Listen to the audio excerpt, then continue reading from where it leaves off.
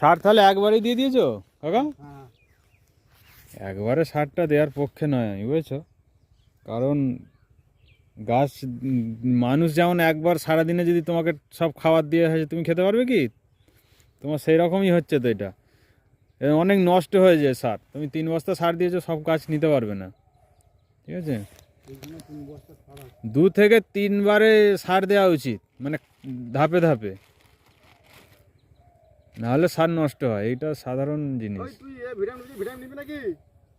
দেওয়া ছিল এই যে মাটিতে সার দিয়েছো তো, সারটা কি ডাইরেক্ট গাছ খায় জানো? কি করে জানবো? না, কিছু জানা নেই তোমাদের। সারটা খায় না, এতে মাটিতে না লক্ষ লক্ষ কোটি কোটি জীবাণু আছে। সেই জীবাণুটা সারটাকে ভাঙে, তারপরে গাছটা খায়, ঠিক আছে? তো এখন এই রাসায়নিক সার দিয়ে কি, বেশি সার দিয়ে দিয়ে কী হয়, মাটিতে জীবাণুগুলো কমে যাচ্ছে। তাহলে দিনে দিনে আগের তুলনায় সার প্রয়োগ বেশি হয়েছে তো এখন, হ্যাঁ কি না? আগে কত সার দিতে? আগে এখানে কত করে দিতাম? আগে বিঘেতে কত সার দিতে আলুতে? আলুতে 80 কেজি। 80 কেজি। এখন কত দাও? এখন ধরো 100 কেজি, 100 কেজি রুড়ি, 100 কেজি 150 কেজি বিঘা। এই তো বললে 3টে দিয়েছি সার, আমরা 150 কিলো হয়ে গেল প্রায়। এটা ইটকো। হ্যাঁ, ইফকো। এটা 3খানা লাগবে বিঘে। কিন্তু আগে তো এত সার 3টে দিতে হতো না। আমি তো চাষিদের সঙ্গে কথা বলেছি, ঠিক আছে? কারণ এইটাই যে তুমি রাসায়নিক যত দেবে, বিশেষ করে আরও ইউরিয়া দেবে তো আরও ক্ষতি হবে মাটির, ঠিক আছে? তো তারা কী হবে, মাটির যে জীবাণুগুলো মরবে, তার সঙ্গে স্প্রে আছে, স্প্রেতেও জীবাণু মরছে, ঠিক আছে? জীবাণুকে বাড়ানোর সহজ পথ কি জানো? মাটিতে জৈব দেয়া।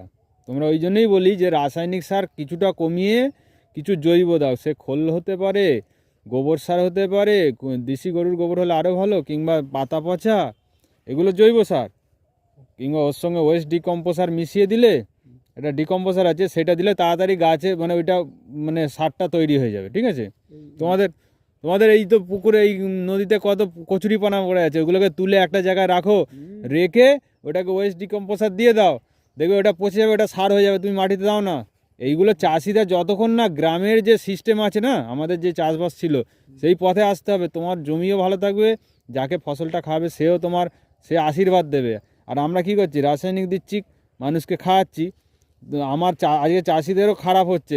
মানে প্রতিটা কর্মের মধ্যে ভালো রাখতে হবে, এটাই শিক্ষা আমাদের। শুধু রাসায়নিক দিয়ে ফসল তৈরি করলে মাটিও খারাপ হচ্ছে এবং যে খাওয়াচ্ছে তারও ক্ষতি হচ্ছে।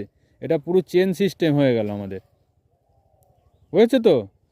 তুমি ওই চেষ্টা করবে, তোমাদের তখন নদীর এগুলো পচাও তুলে, এটা একটা লোক করে করলে কত খরচা হবে, সেটা কত টাকা সার হবে জানো? জৈব সার বিশাল ক্ষমতা মাটিতে তুমি দিয়ে দেখবে। তারপরে জীবামৃতটা করবে, ওই তোমার দেশি গরু আছে তো, গোবর গোমূত্র দিয়ে আমি এনেছি, দেখাচ্ছি, দেবো তোমার একটা। আর জীবামৃত, তারপরে তোমার ঘন জীবামৃত, গোবর সারের, এগুলো করবে। যত মাটিতে জীবাণু বাড়বে তোমার সার আস্তে আস্তে কমবে, ঠিক আছে? রাসায়নিক সার এখন একদম কম, মানে 100% কমানো যাবে না, কিন্তু ধীরে ধীরে 2 বছর 4 বছর ওগুলো দিতে দিতে তোমার দেখবে জমির আবার সেই পূর্ব অবস্থায় ফিরে আসবে, বুঝেছো? যেখানে যেমন সার দিতে আগে কম কম সারে কাজ হতো, সেরকমই হয়ে যাবে। আর তুমি যদি এইভাবে চলতে থাকো না, তোমার দেখবে এখন 3 বস্তা লাগছে, তো আবার হচ্ছে 2 বছর পর দেখবে আবার আরও বেশি দিতে হচ্ছে, তবে কাজ হচ্ছে। চলো, এইগুলো মাথায় রাখো। আমি এমনি বলছি নি তোমাদের কাকা, বুঝেছো? যদি মাটিগুলোকে বাঁচাতে হয়, এটা আমাদের করতেই হবে। আর এইটা জৈব দিলে কি হবে, তোমার গাছে রোগ কম হবে, কারণ গাছে সঠিক খাবার পাচ্ছে না বলেই গাছে এত রোগ। আমরা শুধু এনপিকে 3টে দিচ্ছি, গাছের তো আরও 13টা খাবারের প্রয়োজন আছে।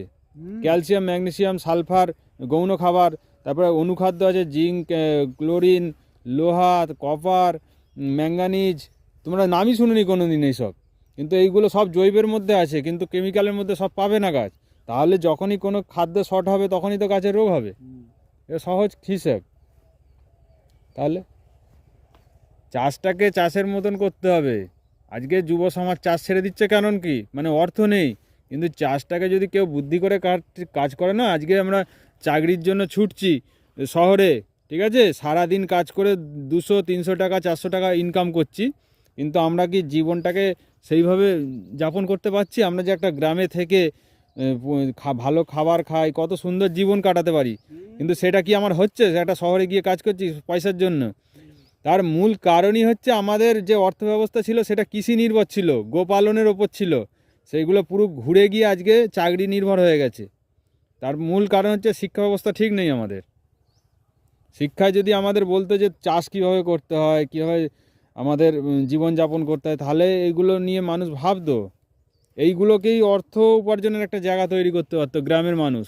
আজকে গ্রাম থেকে শহরে চলে যাচ্ছে কেন? এটা তো ইংরেজদের প্ল্যান ছিল যে গ্রামের মানুষকে শহরে নিয়ে যেতে হবে, তাদেরকে চাকর বানাতে হবে, ঠিক আছে?